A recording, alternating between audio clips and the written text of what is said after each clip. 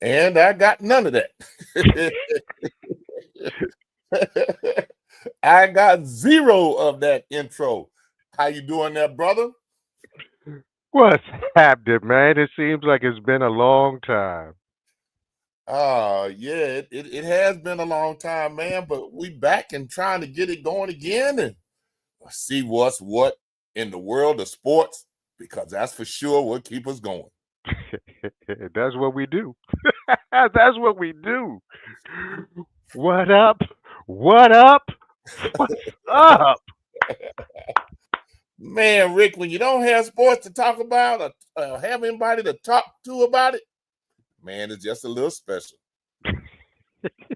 Sports diva coach.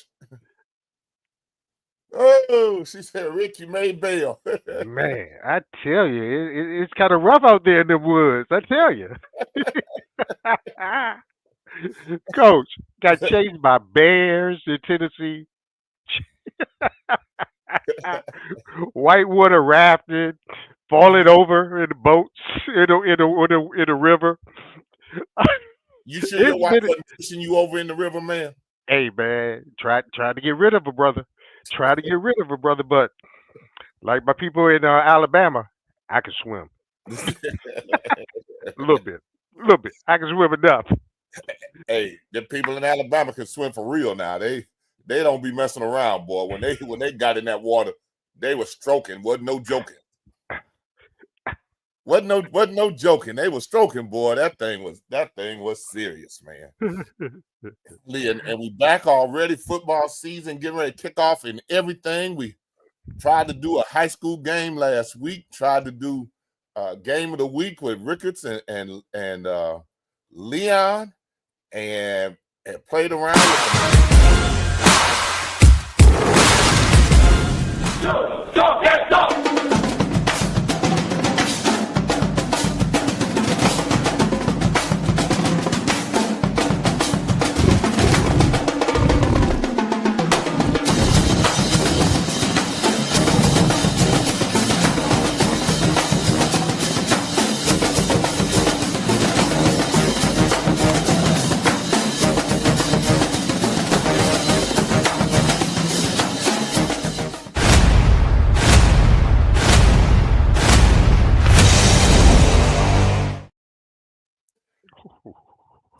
yeah.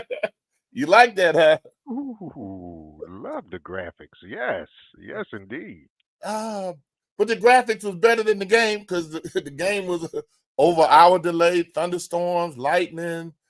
They kept delaying it, and after a certain time, it wasn't going to do us any good to go out there to try to plug up with that electrical equipment, cover stuff up, and sit out there in the rain.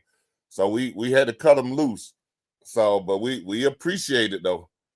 We appreciate Yeah. it. Sports Steve is still hollering at you. Welcome back. And we do get a lot of comments about those graphics, and I appreciate y'all. You know, so it's just something we just keep trying to make it a little bit better. See, we got Ricketts and Godby, which is going to be a heck of a game Friday.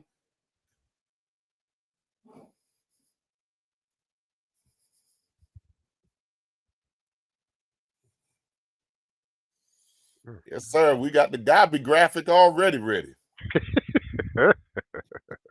We got the Godby graphic already ready. So we just messing around trying to give people a little bit different, show them it. You know, we can continue to improve and continue to do things and show things, and don't ever let anything slow you down from what it is you're trying to do. Yeah. Continue to grow, and that's what we should all strive to do every day. Grow, grow, get a little better each day. Each day. And then I got the game of the week is tomorrow when my grandson playing for the middle school, the NFC. Strap him up tomorrow. So we go Okay, see Jeremiah play okay. What position he's playing? wide receiver and cornerback. Wide receiver. Man, All first day right. they went out there, they put my boy defensive end. I said, what? I said, I'm glad that ain't last long. He might not play for too long. He tried to play defensive end. That's too long. They're just trying to use the speed. That's all. They're trying to use the speed around that corner. Yeah, he had to been real fast to fight off a block by not getting blocked. Yeah, coach, that's the thing. You see, if they get the hands on you, you're done. Done. And if you little, man, it ain't like flag football now. It's a different game, but it ain't like flag football. So Nah, but nah. he wouldn't. He don't quit. He a little fighter now. You know, in our family, we don't play that quitting. You might not go next year. That'd be fine. But if you go out there and make a commitment, you got to go on and hang in there. If you start it, you got to finish it. Yes, Yeah, yes, yes, yes. you know that's kind of how we've kind of grew up, and we try to raise them in that same manner. You know, to hang in there and do what you got to do. Just fight it out. Now we got so much to cover. We got NFL Fan Day coming next week. Oh my goodness. Oh, Oh look, my goodness. look at you. Look at you. Oh my goodness. Let me just ask you two questions on that. Uh-oh. Is my second favorite Pittsburgh Steelers fan gonna be there? Oh yeah, Credell, he's sending messages already to people. Is my least favorite Cowboy fan gonna be there? Oh yeah, he'll be there. Oh, we gonna have some fun. And we got a couple new people coming too, boy. So it's gonna really be interesting. And we've been working. I hadn't quite finished it yet, but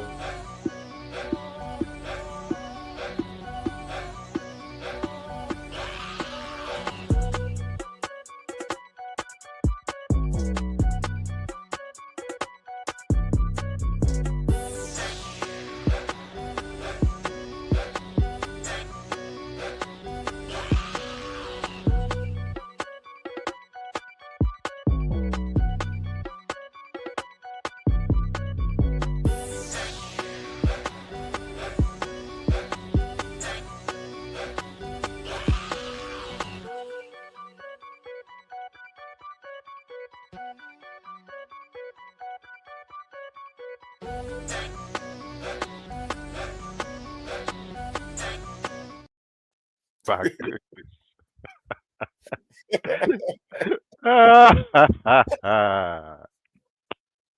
I knew you'd like that. I knew you'd Oh my like goodness. Oh my goodness, man. that. In a previous lifetime, you must have been a Oh, graphic artist because you have a great eye for content like that. That's pretty daggone good, coach. thank you, sir. I keep telling people we didn't know anything about it. Just Google.com and go to YouTube and Yeah.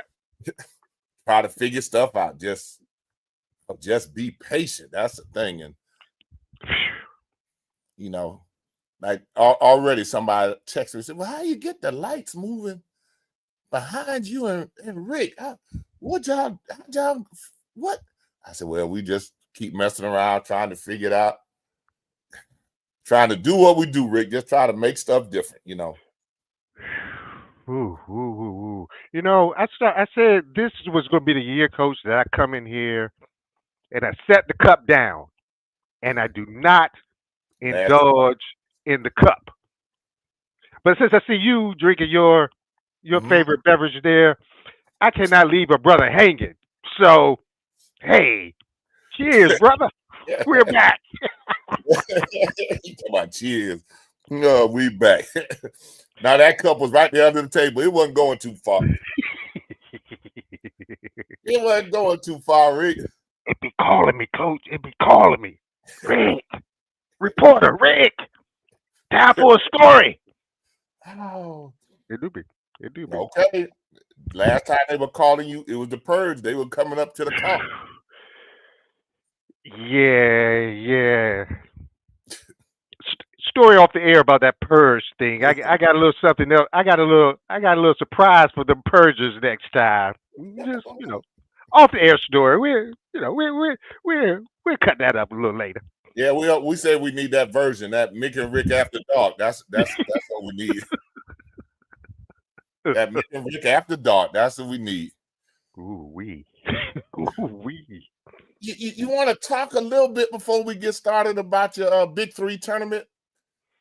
Man, Ice Cube has done a good job, man, and he's trying to get the one thing. All right, for you, those who don't know, the Big Three is a summer, basically is a summer league, Mm-hmm. 3-on-3 tournament, or shoot league, because they play an 8-game league, and this year they barnstormed around the country. So they were here in Tampa for one week. They were up in Baltimore for another week. They just go around the country, play 8 games, and they have 8 teams. And it's former NBA players, players who high level. It's high level. It's not your typical YMCA. It's or rec league. It's the big boys are playing, and they get serious too. They You've seen some scuffles. You see some elbows thrown, and it's pretty cool to see the guys out there still doing it. And Ice Cube, the rapper, yes, the rapper and actor, he has put this together, and it's going on the third or fourth year now, and they have done some innovations like the 4-point shot. And I think we saw a preview of it during the WNBA Awesome. All Star game. Mm-hmm. They had a 4-point shot, but they did it, and it's 3-on-3. It's half court, and it's awesome. You see, and the players, you know them. Every game that you see, you'll know at least one player. I mean, Mm-hmm. from Dwight Howard, former Magic, Laker, NBA champion. They have players. Malik Beasley, uh, and and the coaches. Dr. J is a coach. Dr. Nancy J. Lieberman is a coach. Gary Payton. It's it's pretty cool. And if you were able to, they usually play on the Saturdays, so and they played on CBS a lot of times, and a few times I think on Fox Sports. So he's trying to get the marketing up, and he's growing it. He's growing it. I don't know how big he wants to get it, but Mm-hmm. it's fun. It's a lot of fun. Every time I was able to catch it, I'll just sit there and just watch them ball. I mean, because you know how we feel about basketball anyway, so Exactly. pretty good. Well, good thing, and we got a piece, y'all, that Rick did. Want to talk about it? Here you go.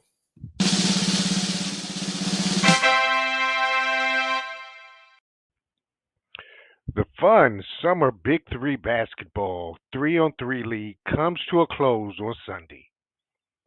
In addition to former NBA players and Hall of Fame coaches, the championship game featuring the Miami 305 versus the Chicago Triplets will have some HBCU representation. Tampa native Nasir Kaur, who played collegiately at Florida A&M, is a co-captain for Chicago. Kaur was second in the Big Three this year in three-pointers made and fourth in rebounds and assists this season. Not bad for the Rattler guard, who played 2 seasons overseas after college before landing in the Big Three.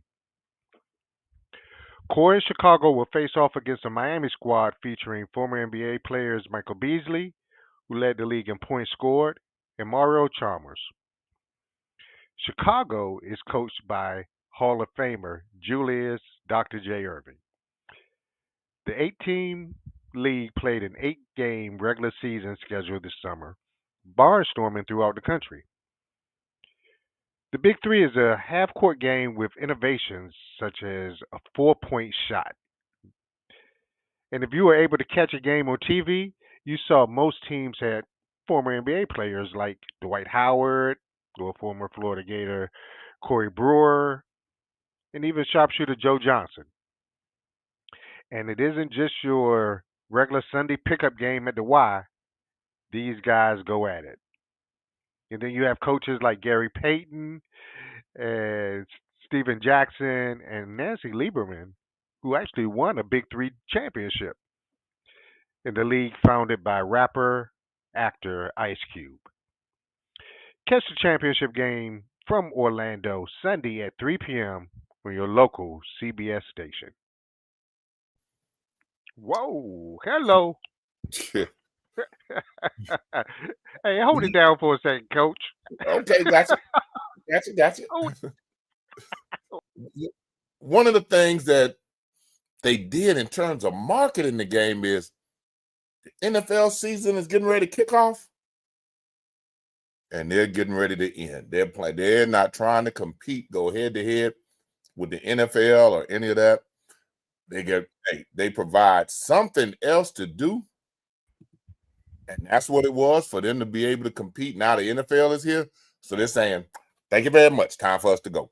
Gotta go, gotta go, gotta go. We we know where we belong. We are up and out of here.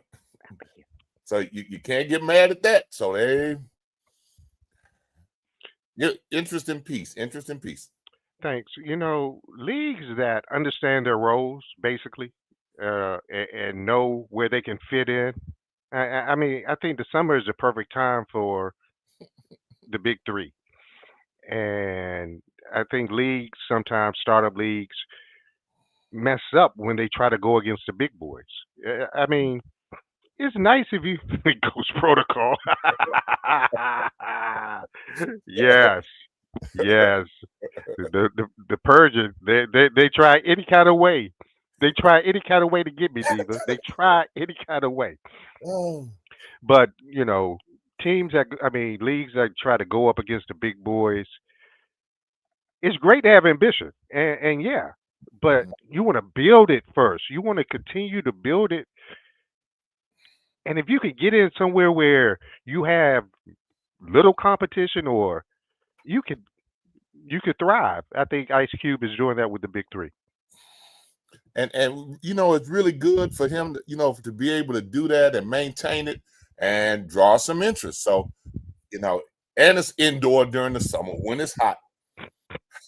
There's nothing wrong with that, and something that we continue to do for every.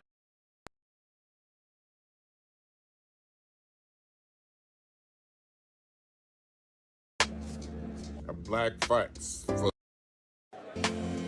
Without knowing your past, your future is dark. Black facts for the week of August 21st through the 27th. On August 21st, 1831, Nat Turner's rebellion began. It was one of the most significant slave uprisings in United States history. The rebels killed between 55 to 65 white. The rebellion was quickly met with resistance from local white residents and a state militia.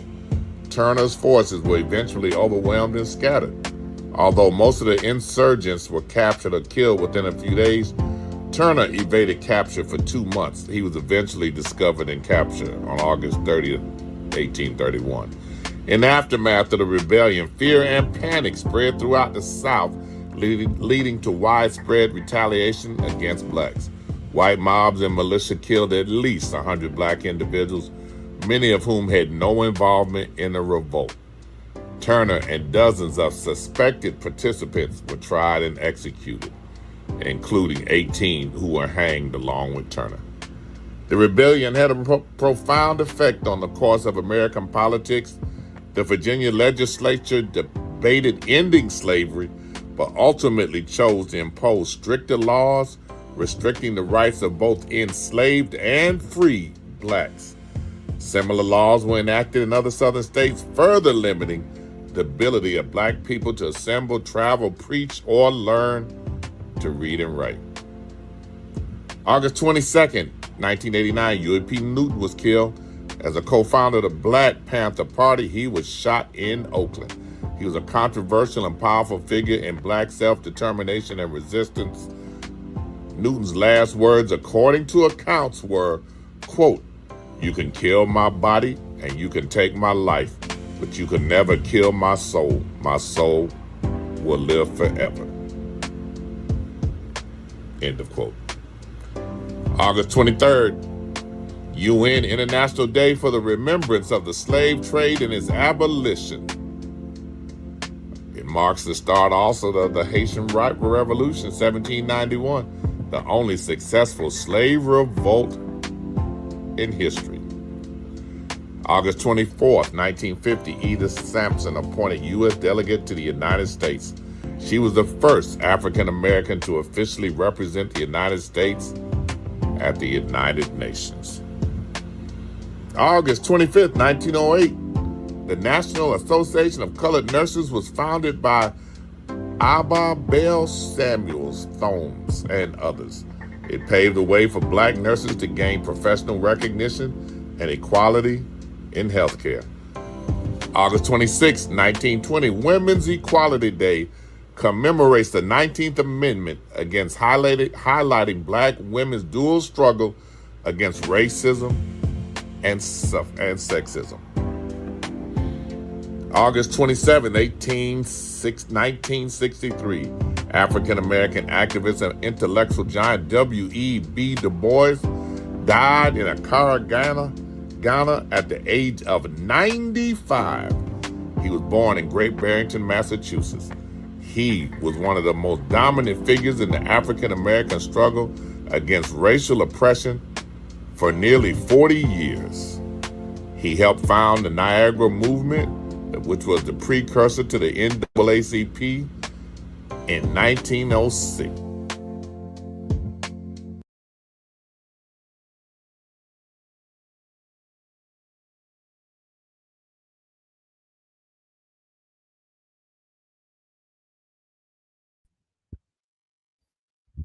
That the historical significance of some of the stuff that we're doing. Rick? Yes, sir. Yes, sir. Yes, sir. Yes, sir. Yeah, I was just wondering. I'm just wondering. Just taking a couple of notes. That's all. That's all. Write dates down. Okay. Did you see how we had Nat Turner talk to you? I did. I did. I did. And the time frame, that was on point there. Yes, indeed. Yeah, we actually, it's another one of those segments we do that draws a lot of interest with people following it and making comments about the historical facts. And it's funny the things that they comment on. One of the more popular ones that we've got commentary on was Nancy Wilson's birthday. Oh, the comments on Nancy Wilson and people who said they never saw, but their dad was a fan and talked about what a great singer she was and a great entertainer she was. And Right.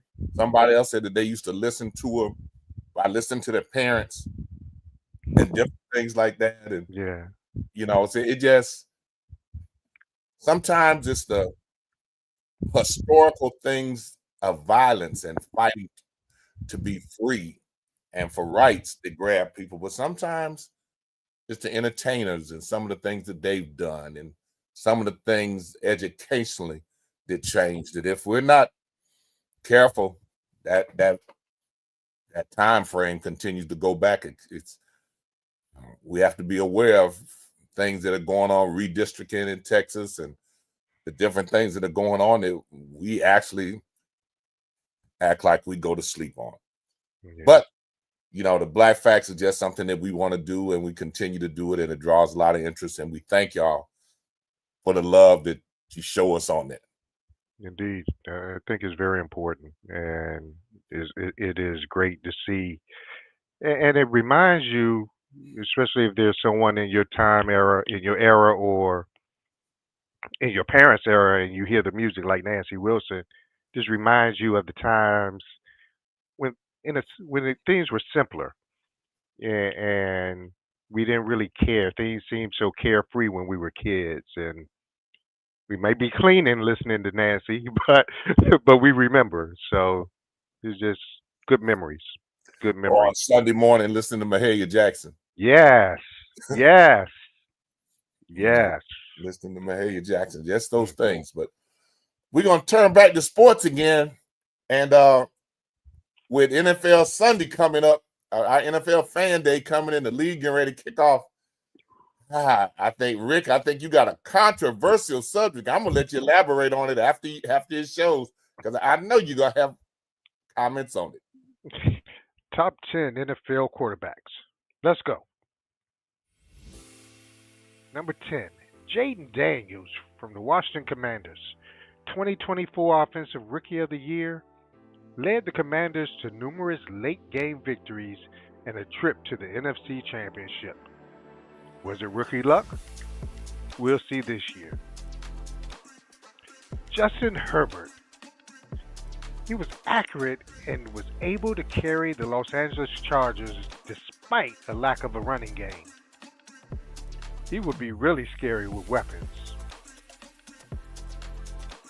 Jared Goff has all the intangibles for a great pocket passer. Can make any throw. Interceptions in critical situations, however, keep him from being higher. Tampa Bay's Baker Mayfield. Career highs in passing for the second consecutive year with 4,500 yards and 41 touchdowns. We'll see how he adapts with his third coordinator in 3 years. Matthew Stafford. When he's on, he's very good. When he's not, he's very bad. When games matter, however, he seems to be at his best. Likely too high for many people, but the Eagles asked Jalen Hurts not to do one thing.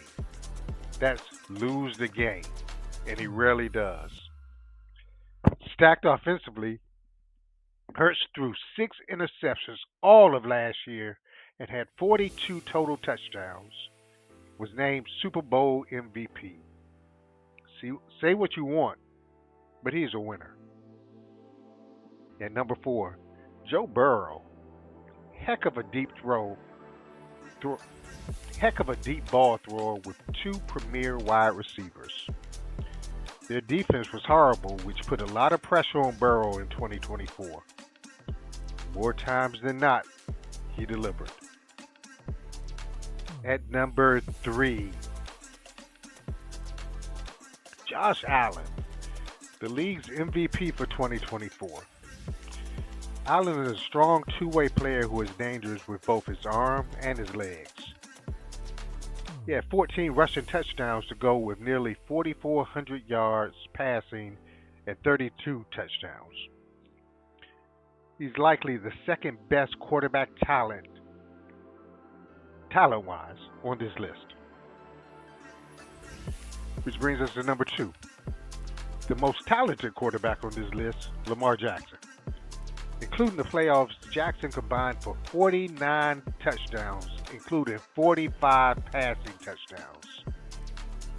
Not bad for a running quarterback. He just needs to find a way to get over constant playoff disappointments. And the top quarterback? Kansas City's Patrick Mahomes. 8 years as a starter, 5 Super Bowl appearances, 3 trophies. While others had better stats, despite lack of playmakers, Mahomes willed his team to not only the best record in the AFC, but another Super Bowl appearance. Imagine if he had weapons and an offensive line. He sets the standard that everyone is chasing. So there's my top 10 list. What say you? Should anyone be on here that's not? Anyone too high, too low? Let me know your thoughts. Absolutely. Let us hear your comments. And I think that you put Jalen at 5 a lot, which you said could be room for argument, which is what these things are for. I think what you did was you gave him a lot of credit for winning. And at the end of the day, well, all of it's not about winning. 42-6 TD to interception ratio is pretty impressive in any league by anybody.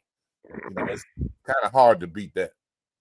Yeah. I mean, there are other teams like Cincinnati and Joe Burrow, who they have to score.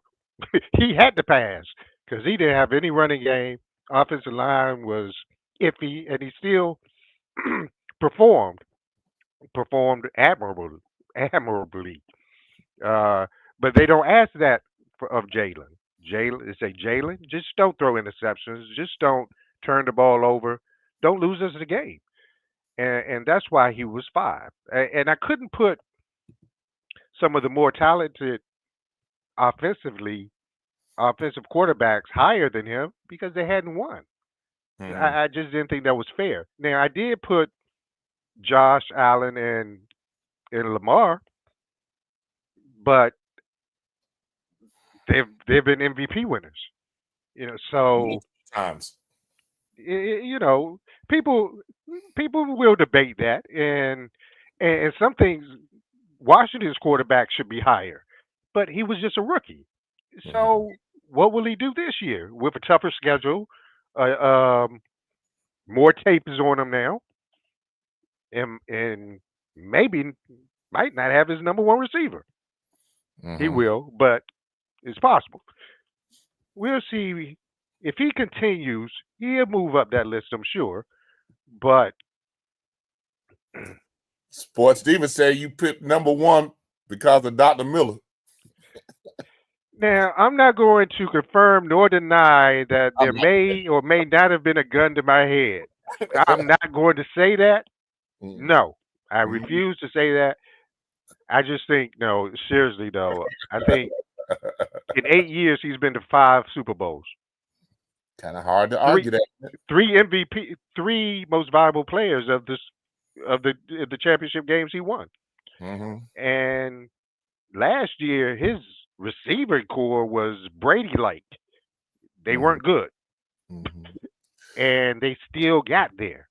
But see, what happens is once those quarterbacks get off that rookie contract and their salaries eat up such a large portion of the team's salary structure, it makes it difficult for them to put that same amount of talent and everything else around them.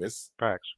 It's a little difficult for them, and the general managers they keep trying to find a way. That the NFL has a hard salary cap.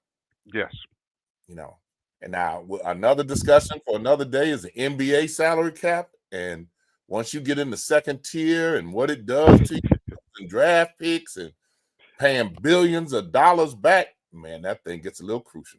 Yeah, but they can keep their players because of the Larry Bird rule. It's gonna cost you, but they try to keep the NBA tries to keep teams together because of that rule. But players are like, bump that. I can still get more. All So right. Right. Exactly. We have a weekly show that continues to gather interest and support. We tell people all the time, at one point, 2 or 3 months ago, 97% of our listening viewers were 97% male, 3% women. Now we're up to 34% women.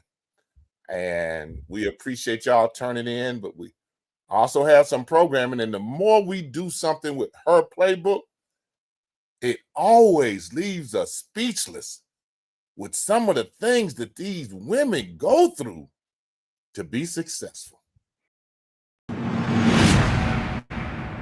In fencing, every match is a chess game at lightning speed. You've got seconds to decide, milliseconds to act. And in 2016, all eyes locked on one competitor, not just for her skill, but for what she wore. A hijab, on the U.S. Olympic team.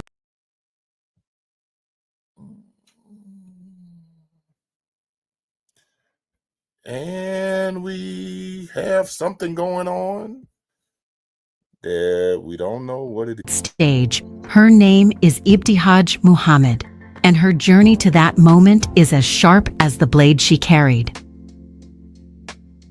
Ibtihaj grew up in Maplewood, New Jersey, one of 5 children in a family that made faith, discipline, and education non-negotiable. Sports were always part of her life. She ran track, played tennis, but finding a sport that honored her commitment to modesty? That wasn't easy.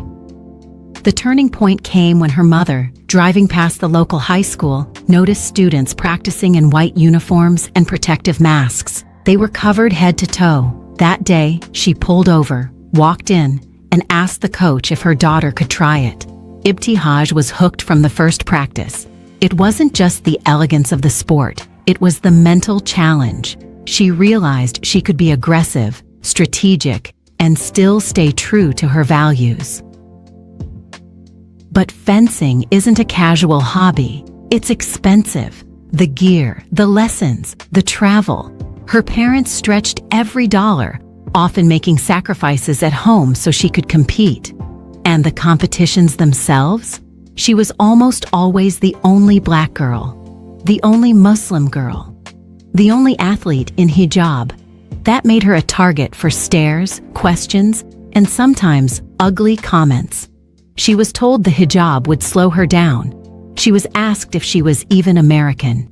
Instead of shrinking, she sharpened her game. She learned to use the whispers as white noise. Every parry, every riposte became her way of answering back. By the time high school ended, Ibtihaj wasn't just an elite fencer, she was an elite student. AP classes, leadership roles, and a reputation for discipline made her a top recruit academically and athletically. Duke University offered her the rare combination she and her family wanted: a strong Division I fencing program, world-class academics, and a campus that respected her choice to compete in hijab. A partial athletic scholarship helped ease the financial strain, and Duke gave her the chance to study international relations and African studies, fields that matched her growing interest in global affairs and representation. At Duke, she became a 3-time All-American, fencing against some of the toughest competition in the country. But the barriers didn't disappear. Tournament officials still questioned her uniform, some opponents refused to shake her hand, and sponsors hesitated to back a hijab-wearing athlete. She responded the only way she knew how, by winning. Each victory was another brick in the path toward her ultimate goal, the Olympics. Years of training, losses that burned, and small wins that kept the fire alive all led to Rio 2016. On August 13th, alongside her teammates in the U.S. Women's Sabre Squad, she fenced with precision and grit, securing the bronze medal. The podium shot became iconic: an American flag jacket, a bronze medal around her neck, and a hijab that made history. That image went around the world. For some, it was a political statement. For countless young girls, it was a mirror they'd never seen before. After Rio, Ibtihaj didn't fade into the background.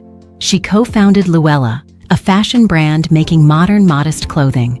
She became an ambassador for the U.S. State Department's sports diplomacy program, traveling the world to speak about inclusion.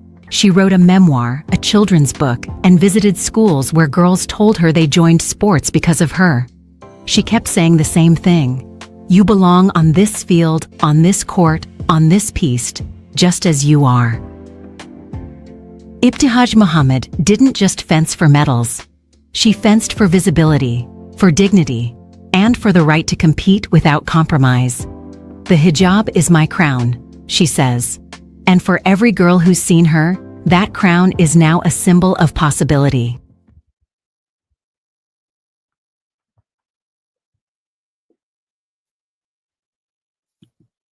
Talk about it, Coach. Wow, that was powerful. That was powerful. I got chill bumps, Rick. Ibtihaj and her hijab, and how strong and firm she was in her commitment. And it was about, she wouldn't participate in other sports because she was modest in how she dressed and the clothes she wore. And she wouldn't wear things that were tight or revealing or any of that. And it was just one of those stories that was really worth telling. And as we found out, thank you, Sports Diva, and as we found out more about it when we looked into it, it reinforced the reason that we do her playbook, to tell these stories, to tell people who didn't know. And again, even if you heard it, it's a story worth telling again. I mean, it was just, and that part about, fencing is expensive. And a lot of times people don't understand the participation of our children, grandchildren, costs money. Yes.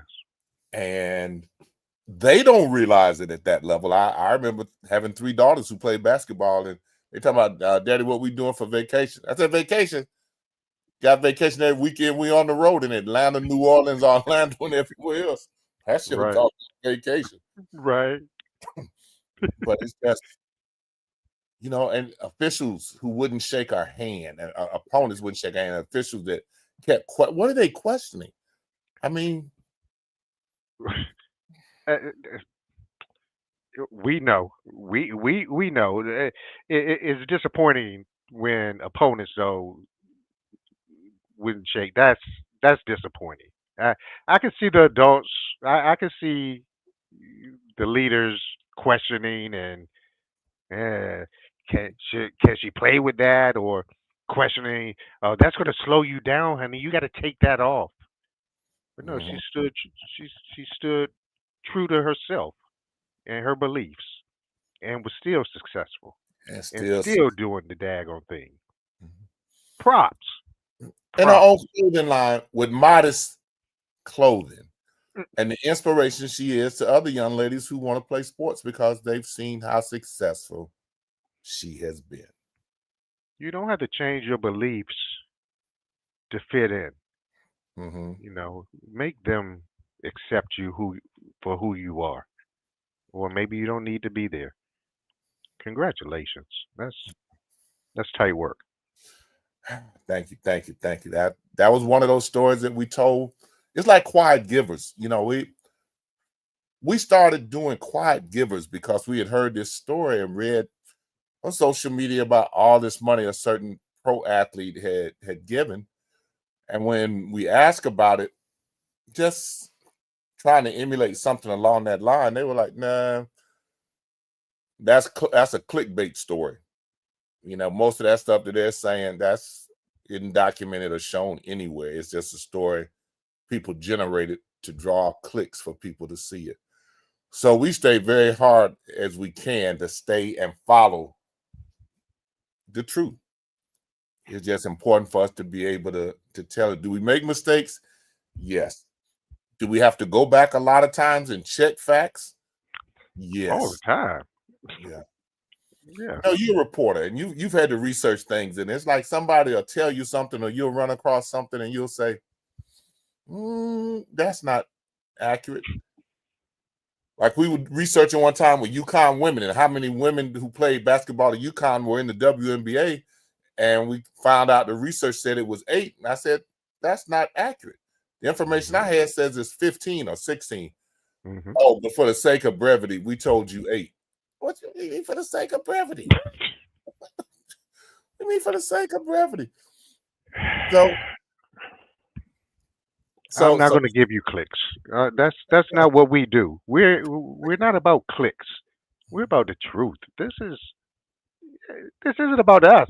This is about giving knowledge, giving new and knowledge, true knowledge, not mhm, this fake news stuff. Oh, mhm. I wish I had that button, my fake news button. Nah. Anyway, no, no, no, no, no, no. So I see. You should have told me that. Now I'm gonna try and create something that says fake news. You shouldn't have told your frat brother that. that's But I right. got another piece for you. I Okay. got another piece. I got something else for you. Saturday football is fire. There's so much going on around the stadium, in the city, in the parking lot. You can actually miss the kickoff. Almost on the real, there are 5 Saturdays when HBCU football takes over a city. But here are 5 Saturdays where the bands, the parades, the tailgates, the vendors, the Greek shows, the parties, and the concerts can overwhelm the newbies. Everyone is in their seat early because the entrances of the bands are a show all their own, and everyone from an HBCU knows that fact. Don't believe me? You better ask somebody. These are your must-see HBCU classics for 2025. HBCU football takes over a city. Bands, parades, tailgates, and stadiums packed to the rafters. These are your 5 must-see HBCU classics for 2025. Watch the dates on the screen and lock your travel. We'll show you why each one is worth the trip. You will hear the countdown from 5 to 1. Any idea who number 1 is? Put your thoughts in the comments. Coming in at number 5 is the Southern Heritage Classic, taking place on September 27, 2025 in Memphis. Features a unique matchup between Alcorn State University and the University of Arkansas at Pine Bluff, UAPB. This year marks the first time both teams are SWAC conference rivals competing in the Classic. The event is more than just a football game. It's a celebration of HBCU culture, tradition, and community, with a weekend of festivities including step shows, alumni gatherings, and more. Jackson State and Tennessee. You will hear the countdown from 5 to 1. The event is more than just a football game. It's a celebration of HBCU culture, tradition, and community, with a weekend of festivities including step shows, alumni gatherings, and more. Jackson State and Tennessee State the Classic, as it was equidistant between both institutions. Will this outstanding classic lose its flair with different opponents? Time will tell if the Southern Heritage Classic will hold on to its spot. Number 4 is the State Fair Classic with Prairie View A&M and Grambling University on Saturday, September 27th at 6 p.m. at the Cotton Bowl in Dallas. This one lives inside the State Fair of Texas, so your B-roll writes itself. Big techs, midway lights, and fair food madness. Start with Fletcher's Original Corny Dogs, a Dallas staple since the 1940s. Then chase whatever wins the Big Tech's Choice Awards this year. The best turkey legs are here, and they cook them 1,000 different ways. On the field, it's a SWAC West brawl, PV's marching storm trading smoke with Grambling's world-famed, and the halftime battle is a social feed takeover. Attendance even pushed 52,323 in 2024, and they witnessed an instant classic. The game lasted 5 overtimes before Prairie View could etch out a 36-34 victory owner, the G-Men. If you love pageantry plus carnival energy, this is the move. 3 is the Battle of Florida, with the Florida Blue Florida Classic featuring Florida A&M University and Bethune-Cookman University on Saturday, November 22, 2025, with kickoff at 3:30 in Camping World Stadium. Florida's house divided, Florida A&M University and Bethune-Cookman University, and Orlando throws a party all weekend. It's a family affair where families are divided, where some wear FAMU orange and green, and some wear Bethune's maroon and gold. This game divides families. Friday is the Florida Blue Battle of the Bands at Kia Center. Saturday hits FanFest at Tinker Field 4 hours before kickoff. Local food vendors everywhere. The RVs are everywhere and they typically stay a week. Families, grandparents, children stay, and everyone in Florida has their timeshare there and stay through Thanksgiving. You cannot even get down International Drive from I-4 because the traffic is backed up for miles on the interstate. Inside, halftime is a whole production. FAMU's Marching 100 versus BCU's Marching Wildcats. Icon versus icon. There were times the drum majors came into the game chauffeured in limousines. Halftime is a featured event. The Florida seafood is special. I mean special. If it comes out the water, they can cook it in Orlando. This game stays in the mid-50,000s plus year after year. 56,153 last season. The vibe is sunshine, drums, and Florida swagger. Can't miss if you want bands with global reputations under palm trees.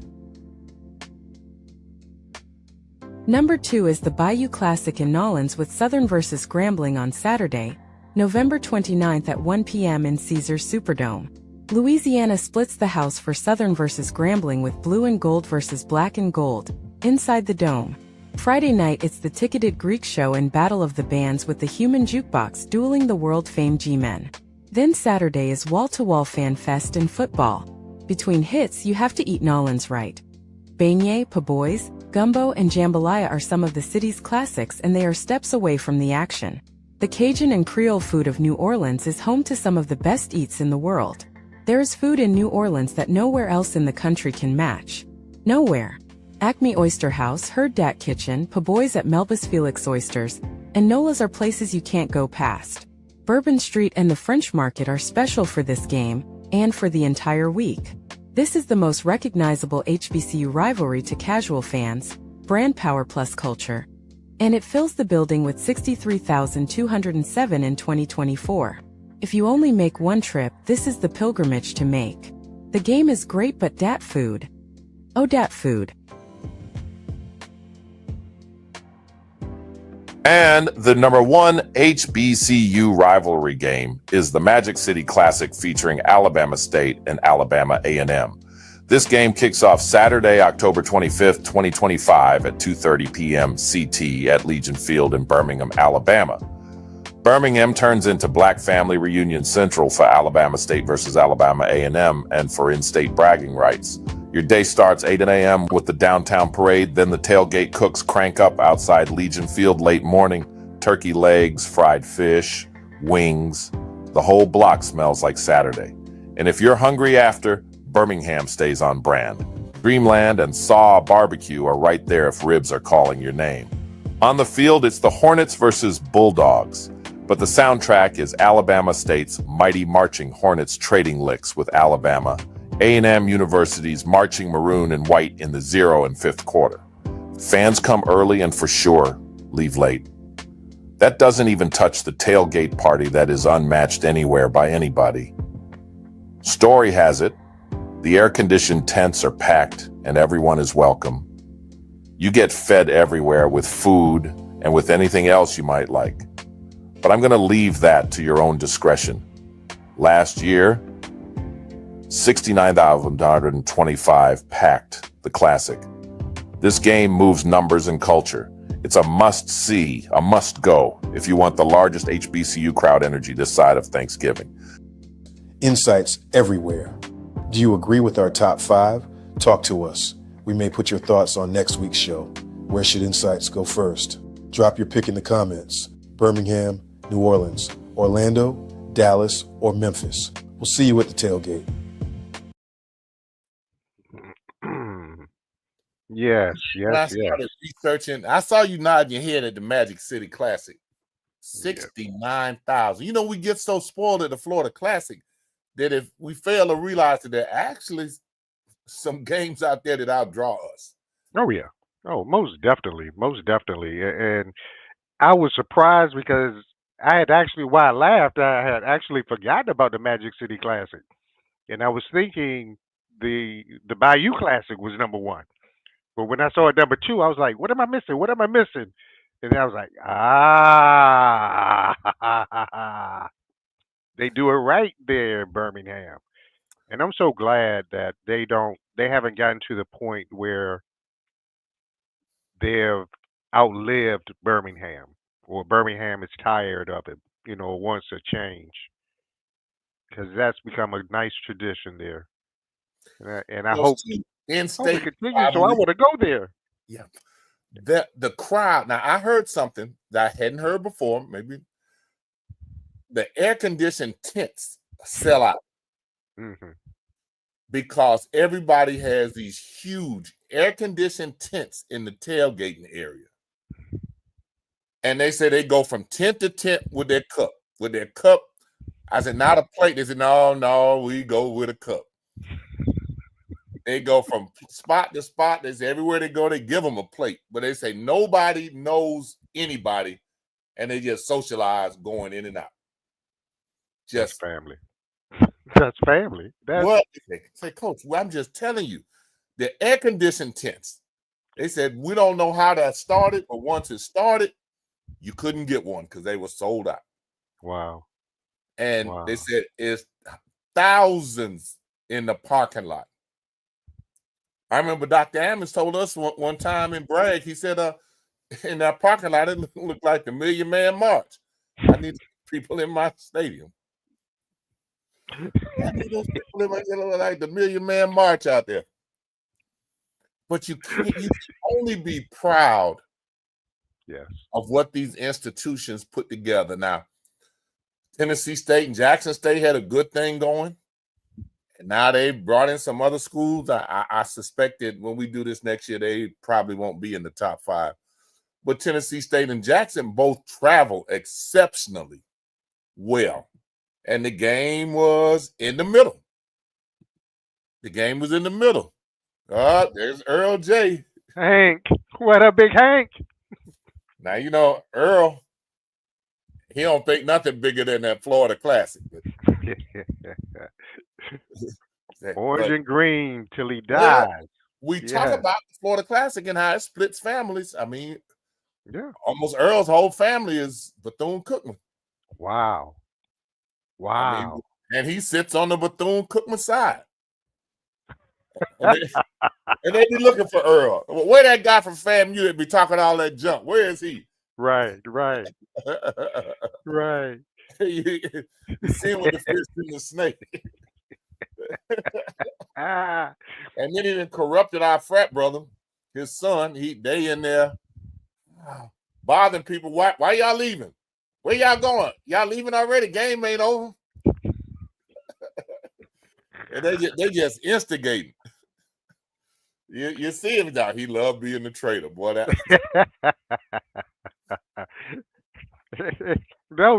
so fun. Those And people who have never been to HBCU don't understand. Now, when you Florida State people that come across, they're like, wow, I should have went to school over here. It's a whole lot different than our game. You know, but it's just like my homeboy, Ahmad Ali. He said he didn't know there was black colleges like that. He said nowhere in the world, because he was out of Ohio. All he knew was Wilberforce. And he came down here and was like, wow. You know, he Muslim. He stayed on campus, married on our campus, married one of our people, one of our alumni and students. But I mean, it's just, you cannot know. I knew because my mom and dad went here. But when I asked about Florida A&M, they actually had to mail off to get information because in the high school, they didn't have anything about Florida A&M. So, and that's in Florida. That's in Central Florida. So it's just a matter that a lot of times, if you don't have somebody behind you trying to tell you what's going on, this was always where I was going to come, and they were University of Florida interested in you playing basketball and Vincennes with Bob McAdoo. They want you to come up there, class. I said, nah, I'm going to FAMU. And then they can't FAMU. But when you have people who haven't experienced it, even though it's strong in the South, in the North it's a little different because you from the North like me. Football isn't as big up there as it is down here. It's the bloodline of the South. Basketball is the sport up there, but football is the bloodline down here, boy. And you come down here, and it's just, I mean, you know, at our place, I would agree with that totally. Now, football rivalries up there are still pretty strong. Howard and Hampton, strong. Hampton and Norfolk State, sort of like FAM and BCU, just because of the proximity. They're so close together that they always bump heads. It can't be but so strong. You got a facility that holds 5,000 people. Well, that's the thing. They would have to go to an NFL stadium. You know, and there's only one in DC and one in North Carolina that's close to them. I guess one in Baltimore as well. I'm sorry. My bad. And see, even Howard, when FAMU plays at Howard, FAMU will outnumber them 5 or 10 to 1. I mean, it's not like they get a lot of support. And to me, now basketball is no comparison. Oh my God, it's no comparison. You go there for a game, you be like, I went to the wrong school to play basketball. Because they all about basketball up there. Once you get Norfolk up, man, you be like, I ain't worried about that. I'm trying to get it done. It's different. Yes, it is. It is different. Ladies and gentlemen, we appreciate you. You can send some money for Rick. You know, you can send some money for Rick. He's out now. You know, I'll put my Cash App up there if you I'm still recovering. I'm still recovering. What'd you say, Rick? You still recovering? Still recovering. Trauma. Trauma. We appreciate y'all, and we try to keep stuff going, keep stuff to inform you, and I hope you appreciate the show and what we tried to give to you. Until next week, y'all, we'll catch you later.